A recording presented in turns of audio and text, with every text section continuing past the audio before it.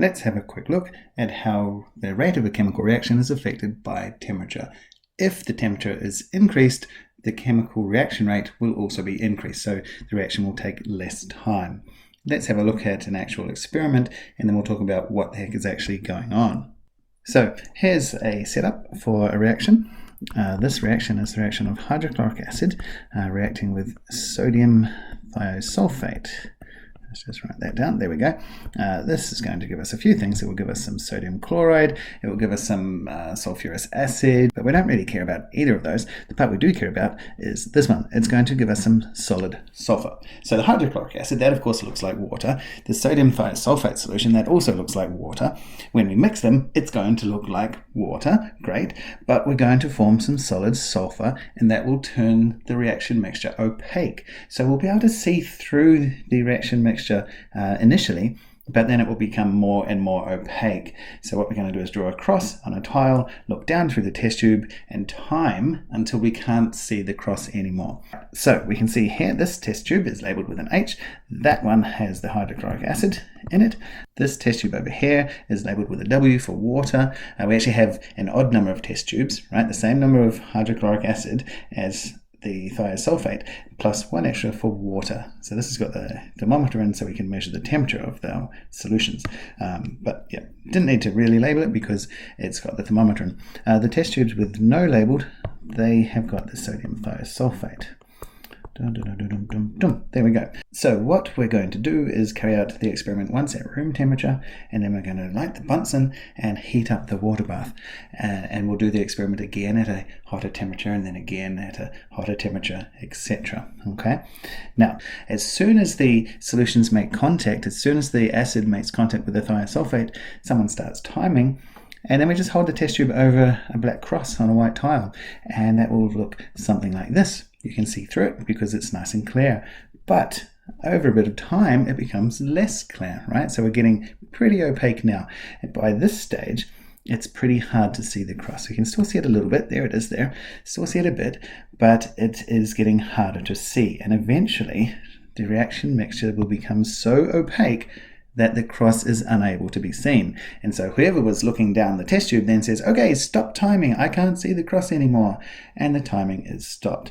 In terms of results, we get something like this. So at room temperature, it was 18.5 degrees Celsius.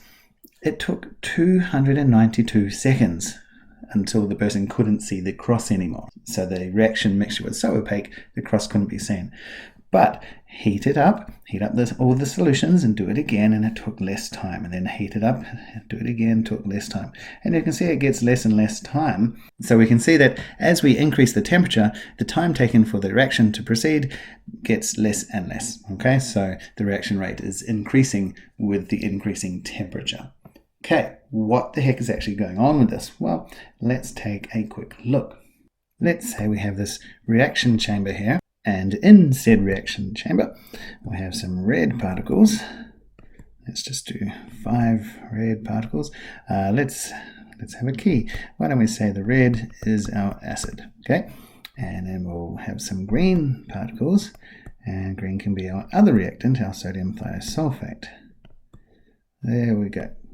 Green is the sodium thiosulfate. Lovely. Right. Now, these particles aren't just sitting there, of course, are they? No, they're not. They are moving around. Okay. Particles are moving around, bouncing off the walls of the container, slamming into each other now and then. Okay, so the particles are moving. Now, let's look at what we did. We increased the temperature. But what actually is temperature? Well, temperature is a measure of the average kinetic energy of the particles. Okay. Different to heat. Heat is actually a measure of the total energy of the system. Temperature is the average kinetic energy that the particles have. So how fast are the particles moving? Now we upped the temperature, which means we upped the kinetic energy. That means the particles were moving faster, right? If we break down this kinetic energy, what is that? Well, we've got an equation for kinetic energy. That's half mv squared, isn't it? Well, the mass of the particles isn't changing. So that means that when we give more energy, we must be making them faster, right? The v squared, the velocity. So the particles are moving faster and faster. Okay, now remember your collision theory. Collision theory states that particles must collide, okay? But there are two conditions on this. Firstly, they have to collide in the correct orientation. Essentially, they have to be facing around the right way. Yeah, it's sort of an angle of attack for reactant molecules to have an effective collision. The other condition was that they have to collide with sufficient energy. They have to have enough energy. Now, why do they need a certain amount of energy? Well, let's take a quick look at this graph, which will hopefully be familiar to you. We have potential energy up the side and reaction progress or time down along the bottom. Let's look at an exothermic reaction. We have the energy of the reactants and we have the energy of the products. Now, this is exothermic reaction, so the products have less energy. Energy was given out from the system. But remember, this doesn't happen, right? It doesn't go from the reactants down to the products. No. We actually have to go uphill first and then downhill, right? So what we form is this activated complex at the top here. Okay, the activated complex is a high-energy, unstable chemical species. It's not a proper molecule. It doesn't have properly formed bonds. But you can see that we actually had to input this amount of energy. This energy is called the energy of activation, or the activation energy. Okay, so we have to put energy into the system before the products will then go and form, right? So before the reaction will actually proceed. Now that was for an exothermic reaction, but we actually get the same thing for an endothermic reaction. So let's just redraw our graph as an endothermic reaction. In this case, the reactants have less energy than the products. But once again, it doesn't go like this. No. We have to go over the hill. Wee up and down. So at the top, there we go, that's our activated complex, right? That's what we have to form first. But in doing that, in getting to that activated complex, we had to put in this much energy. That's our energy of activation, our activation energy. So that's what we mean by, they have to collide, the reactant molecules have to collide with enough energy. By enough energy, what we mean is we have to go over the top, over the hump, right?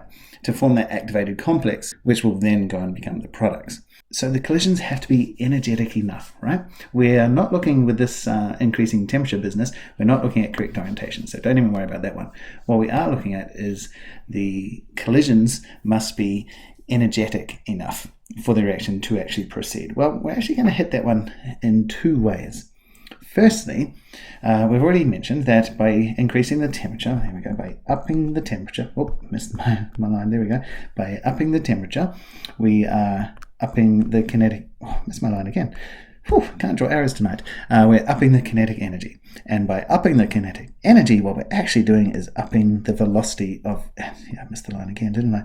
We're upping the velocity of the particles. So instead of just sort of, I'll head off this way, I'll go down here. No. Now I'll go this way really quickly. I'll slam down here and I'll race up there and bounce off and bounce, come back here. And but these particles are really booging now. They're really racing all around through that reaction vessel, right?